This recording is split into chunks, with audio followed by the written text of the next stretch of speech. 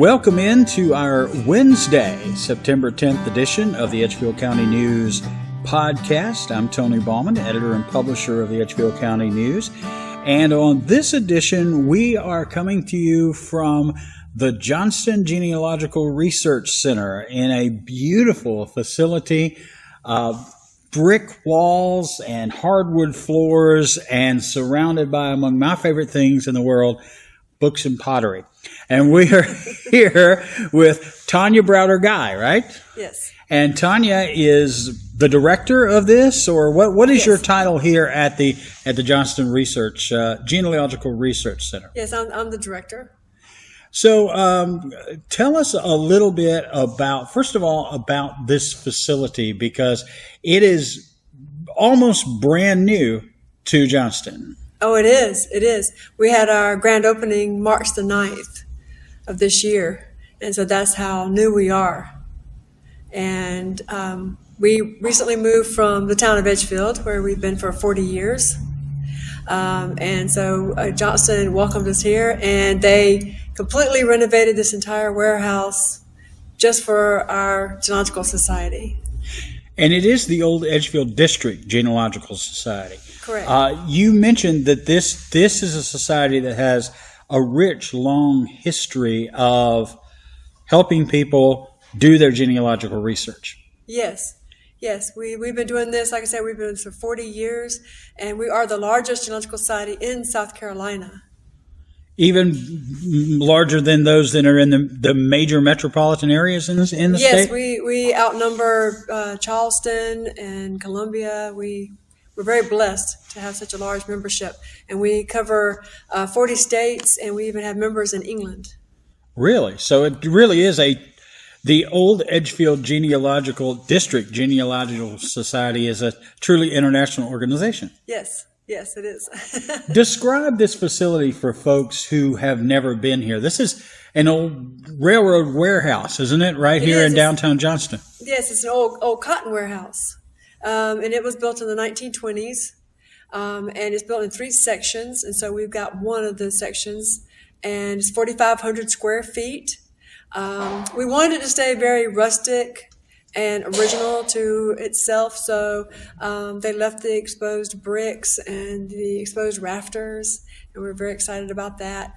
And we wanted to do just minimal things in here, so we have an archive room, which is climate controlled to protect our more valuable and delicate records. And then we have our stacks here with our books. We have over 5,000 books in our collection, not just of Edgefield, but other counties in South Carolina and other states. And we have over 2,000 family history books. So we have over 5,000 files, and these files can contain anything on different families in churches, communities, schools. So yes, we have a very large collection that's been accumulated over all these years. That really is a very rich collection. And genealogical research, I mean, particularly in the age of the internet, everybody's heard of ancestry and all these other different things like that. But this is sort of a great old-fashioned way of coming in and doing your genealogical research. Why is it important to keep a facility like this available to families and people of interest? Oh, it's super important. In this digital age, people want to be able to sit in their pajamas at home and do research, and I understand that. But there's nothing like coming into a facility like this and sitting down with original records, original documents and books, and sitting there and combing through them and looking for information on your family. And a lot of times, one of the great blessings we have is that we'll have multiple researchers in here, and they'll find out they're connected. So you get to meet cousins that you didn't even know were here. And it's important because you get to come back to where your roots are. So you get to, if you're from somewhere like New York or California or Florida or even, just over in Georgia, coming here and being able to walk the land of your ancestors and visit the cemeteries when you leave here, and just being in this environment is important. An archive is an important place, or a genealogical library is an important place, because we are kind of the last stand against the digital age, so to speak. Digital records can be manipulated, as you know. You scan something in and AI can go in and change things, but here you've got original records that people have donated to us, and we have some records and we have Bibles here that are 200 years old. Wow. So you're looking at things that are very precious and need to be preserved and protected and passed on to future generations. It's pretty incredible that this resource is in a community like Edgefield County. Now, it's incredible because we're a small community, but it's also kind of understandable given the history of this area, given what this area means to the larger, broader picture of South Carolina history. Oh yes, and actually to national history.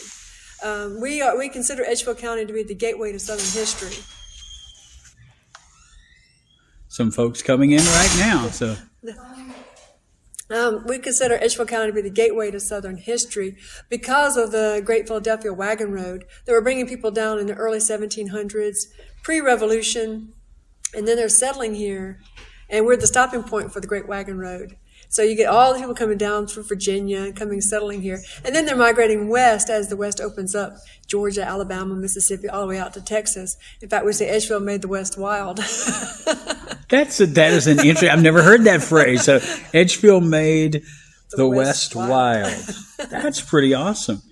So, but it's remarkable that this repository with this depth is here, and I guess in a way it kind of makes this new facility and your previous home a destination for people from all over the country. Yes, that's what we want. We want Johnston to be a destination, not just a stop on the road, but an actual destination for people to come to. And we're partnered with the Edgefield County Archives in the town of Edgefield. So this gives people who come here to do research an opportunity to see both towns.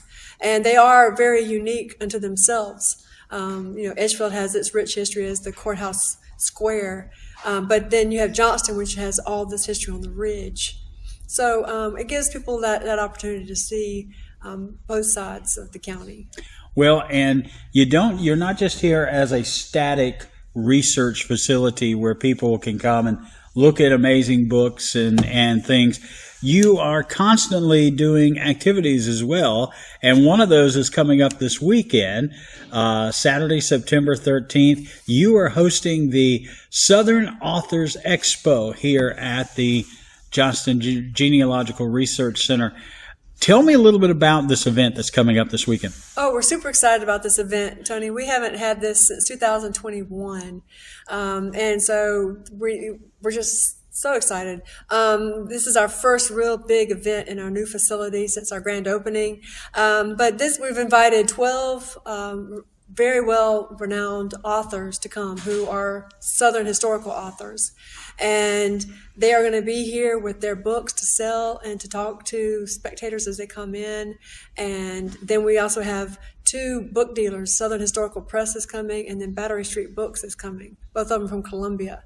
So this is a great opportunity for these authors to be here and to speak with the public and just to engage, because you've got to disseminate information and get it out there, and for the public to be able to come in and meet these authors. It's just so special. It's exciting, and the whole thing is free. We're not charging authors to be here. We're not charging spectators to be here. This is kind of a community outreach, give back that we want to do to bring people to Johnston, to eat in the restaurants, and to meet these fabulous authors who will be here. Now, what constitutes a Southern author? Well, they particularly write about Southern history. Like we have Karen Stokes coming. She works with the South Carolina Historical Society in Charleston, and she's written books about the Immortal 600 who were at Fort Pulaski, and South Carolina civilians in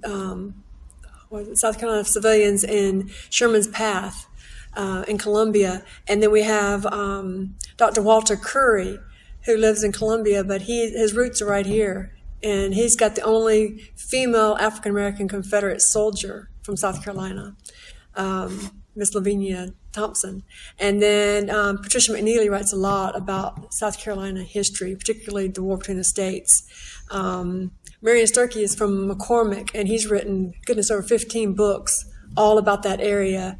And Beth Francis has written a book about the Hammond family, the Hammonds that were in North Augusta, Leroy Hammond, who were so important during the Revolution. So all these authors, some of them, have won major awards, and they're part of the South Carolina Humanities Council. I mean, these are some really big deal authors coming to be a part of this event. For people who are interested in Southern history, this really does seem like this is a must-do event this weekend. Oh yes, I wouldn't miss it. If you weren't presenting it, you still wouldn't miss it. I would definitely be here. This is a fabulous opportunity, and it's from 10 to 4, so it's just a drop-in. You can come in, meet the authors, or stay as long as you wish. Now, this is, of course, a signature event this weekend. I'm looking forward to meeting some of the authors myself, coming in and being a visitor, strolling through here, meeting the authors, and feeling the energy of this place when there's an event going on here. But part of your mission as well is you're going to continue to bring speakers in here to enrich the knowledge and the cultural fabric of our community. Yes. Every other month, bi-monthly, we have a speaker come in. So on Sunday, this coming Sunday, Dr. Alexia Helsley, she's going to be one of the authors here. But on Sunday, she's going to be giving a lecture at 3 p.m. on Wicked Edisto.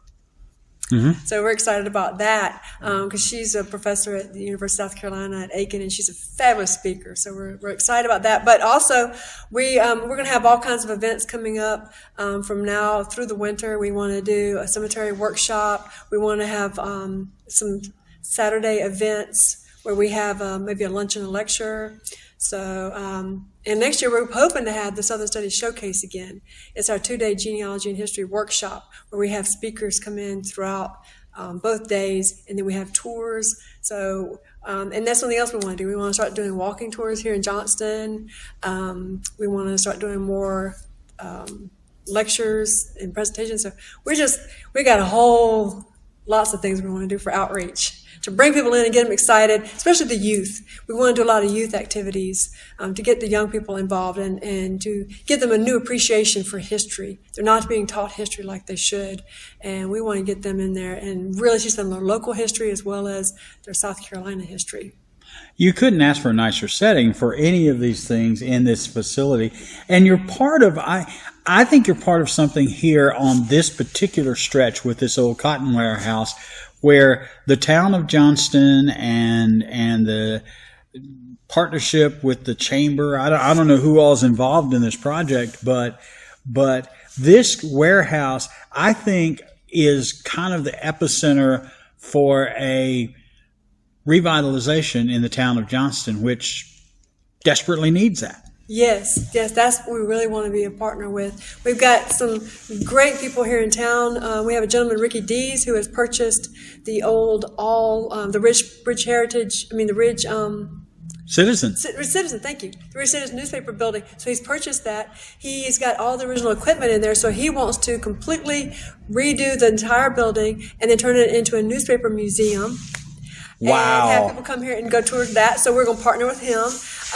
There's a couple other people who are renovating some buildings here in town. They're not quite sure what they're going to do with them, but whatever they do, we're going to partner with them. And then the existing businesses like Riley's Restaurant and some of the other restaurants, and the Paparonis, we want to partner with all these different places, work together to build up this community. And like I said, make Johnston into a destination. And of course, right next door, you have the Mobley Library, yes, which is part of the ABBE library system. Right now, it is the library in Edgefield County because the Edgefield Library is currently undergoing a renovation.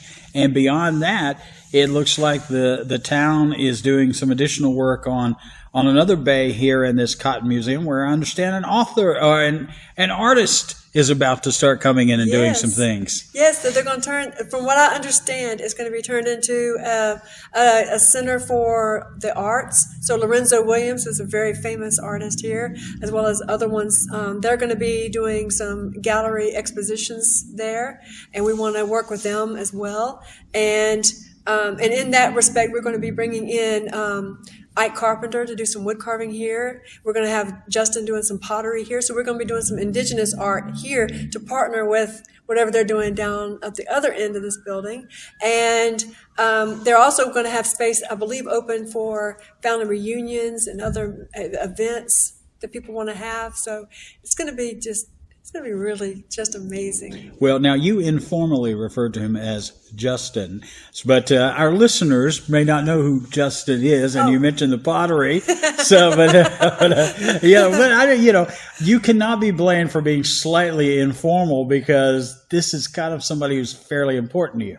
Right, that's my husband. That's your husband. He's the Old Edgefield Pottery. So Old Edgefield Pottery is going to be doing some work here in the Genealogical Society building in our section that's sort of an indigenous arts museum. Well, and as I look over there, that's one of the places in this, other than the beautiful exposed brick, that is one of the places that catch my eye most when I walk through the front door here at the Johnston Genealogical Research Center. All this beautiful pottery in cases, and Johnston Guy. He is keeping that grand tradition alive too, which is such a beautiful, special thing, because Edgefield and pottery are two words that are almost inseparable. Yes. Just given the history. Absolutely. Yes, it's a 200-year-old tradition here, and we still produce pottery the same way they did 200 years ago. We still dig our clay locally. We fire it in the groundhog kiln, which is a wood kiln. And so we're keeping that Edgefield County tradition alive. And I see kind of the centerpiece of this whole thing is that big, beautiful pot sitting right there. And one name comes to mind when I see a pot that size. I bet you can guess what name that is. Yes, Dave Drake. Dave Drake. That's exactly what it is. That, and for it was featured at the McKissick Museum. I mean, an exhibition of Dave Drake's pottery was featured at the McKissick Museum in Columbia. There is, I think, a Dave Drake pottery in the Smithsonian, if I'm not mistaken. They just had the big event at the Metropolitan Museum in New York. That's right, at the Metropolitan Museum. Justin was sent there by the state of South Carolina to be there to represent to represent South Carolina. So Justin went there and was interviewed by all these journalists about what he thought of the Metropolitan's exhibit. So that was a real huge honor for that to happen for him. Folks like me who've lived here and may live here, I think there's a tendency to kind of take for granted how rich our history is in this community, and how the soil that we walk on today goes so much deeper and is crying out to be scratched. Yes. Every day. And that's what I think, for me, that's what's exciting about this new facility, which is spacious. Yes. I mean, you've got room for a dozen active researchers at least right here that I can see. Oh, yes. Yes, every bit of it. Yes. I mean, you could basically host other genealogical societies and clubs coming in here to do research. Oh, yes, we could. That's what we want to do. We want to bring in like the Augusta Genealogical Society. We usually partner with them for things like this. So, and they're going to be here on Saturday, the Augusta Genealogical Society. Also, the Beach Island Historical Society will be here. So, yes, we definitely, when we had the grand opening, we had 150 people here, and I mean, it wasn't crowded. It was fabulous. It really is an amazing space. Now, I mean, we've all seen the ads for Ancestry. We've all, as you said, we've all sort of maybe thought, well, maybe I should sit here in my pajamas and dig into my family history.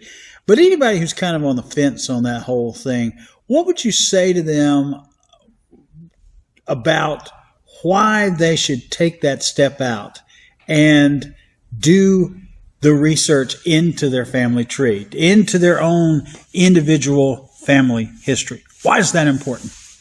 Oh, it's so important.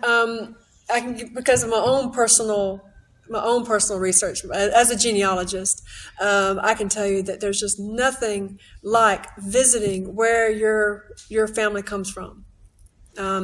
Justin and I just got back from 3 weeks in Scotland, and we got to go to Inverness and do family research there at their archive. Just sit there and hold documents from the 1600s. It was unbelievable. You're sitting there holding something from the 1600s just on your family. And so to be able to come to a facility, whether it's, Inverness, Scotland, or Johnston, South Carolina, to be in that place, in that environment, and to pull off the shelf a book on your family, or to pull out a file and there's some obscure document that it's a letter. We had a lady come in from Montana last week. She found a letter that was written in the 1920s that unraveled a 40-year mystery for her. Really? Right there, laid out in this letter. It was a letter that was written from, I think it was between two cousins, and she was explaining the family history, and she laid it out. And it's right there. So you never know what you're going to find, what treasures you're going to find in a facility like this. Okay. You set me up perfectly for that one. It would be like asking a mother to pick her own children, but I'm going to ask. Is there one item that you're aware of in this collection that to you is just extra special? Oh, my goodness. You had to ask that one, Tony. It's the one that when you move toward it, you're almost in awe of. Oh, wow. Well, you mentioned some Bibles that were 200 years old. We do. And That's what's coming to mind are the Bibles. Because the Bibles, you can just imagine these are the treasures. And when you think about so many house fires that people had, and so many Bibles that were destroyed, and also young people today, or people in general, they don't value things like that, and they end up in dumpsters and trash cans. And I can say that we do have one Bible that was actually pulled out of a trash can and given to us. And maybe that's one I would treasure. It's on the Jacobs family. And it was actually pulled out of a trash can and brought to us. And they said, do you want this? It had all the family history inside of it. And it's a beautiful, big Bible. So, yes, I would say the Bibles are my treasures, because you can imagine someone, if there was a house fire, that's the thing you grab and run out of the house. Or that's the thing that, you want to make sure you pass down. And we're blessed to have those here.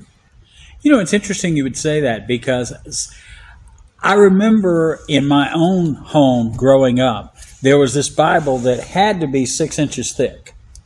And it was stuffed with pictures and things written in the margins and pages of, and right now I can't think of where that Bible is.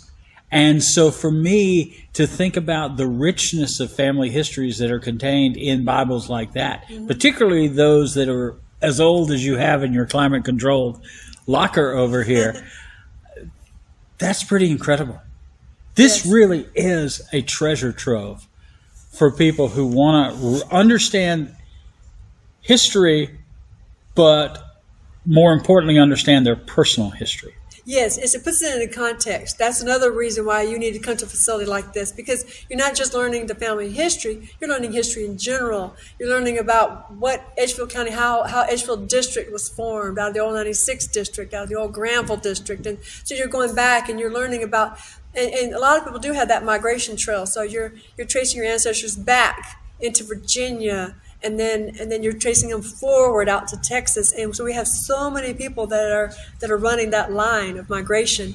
And so you get to understand those things when you come into a place like this, because then you can talk to the volunteers who are themselves a treasure. And so the volunteers will tell you about the history here. And then, you get to really dig into the books and learn all about your family and how they fit in the whole context and picture of this area. Well, you have a wonderful book collection, but for anybody who wants to add to their book collection, this is the great weekend for it. We'll circle back to the Southern Authors Expo coming up on Saturday here at the Johnston Genealogical Research Center. Starts at 10 o'clock on Saturday morning, runs until 4 o'clock in the afternoon. As you said, there's a whole host of award-winning Southern authors that are going to be here. It's free. Folks can pop by and visit with the authors, see this magnificent facility. We do hope that they will take home an entire library of books from these incredible authors that they can buy from. And just what would you say to anybody that's sitting on the fence about getting in their car and driving to Johnston on Saturday in September? This is just one of those events you just don't want to miss. And if you need to be convinced, you can go to our website. It's OEDGS.org, and it's got all the information about. It's got little biographies on each of the authors, so you can really read what fabulous people these are. And if you just read one of them, you're going to say, "Wow, I can't miss this. I got to be here." So yes, this is the day to be in Johnston, South Carolina, September the 13th. And again, check it out at the website, OEDGS.org, OEDGS.org. Tonya Guy, thank you for visiting with me today on the Edgefield County News Podcast. And I feel sure we'll come back and we'll do another show here in the future, because we've only just begun, as historians do, to scratch the surface on what you do here at this beautiful facility. Come see this. Oh, hours, real quick, when folks can come. Oh, sure. Our Genealogical Society here is open 9 to 4, Monday through Friday. And like I said, we're going to plan to do some Saturday events. But if you want to come here and do research on a Saturday, just call us and make an appointment to do so. Well, this is a true treasure, and I think folks need to come visit just to cast their eyes on this incredible building. I don't want to leave. Do I have to leave? No, you don't have to leave. You can stay here with us. All right, that's going to do it for this edition of the Edgefield County News Podcast. I'm Tony Bowman, your publisher and editor of the Edgefield County News. Check us out online at edgefieldcountynews.com, and check out our coverage this weekend of the Southern Authors Expo, coming right here to the Johnston Genealogical Research Center. I'll see you next time, this coming Saturday, on our podcast. Thanks for listening.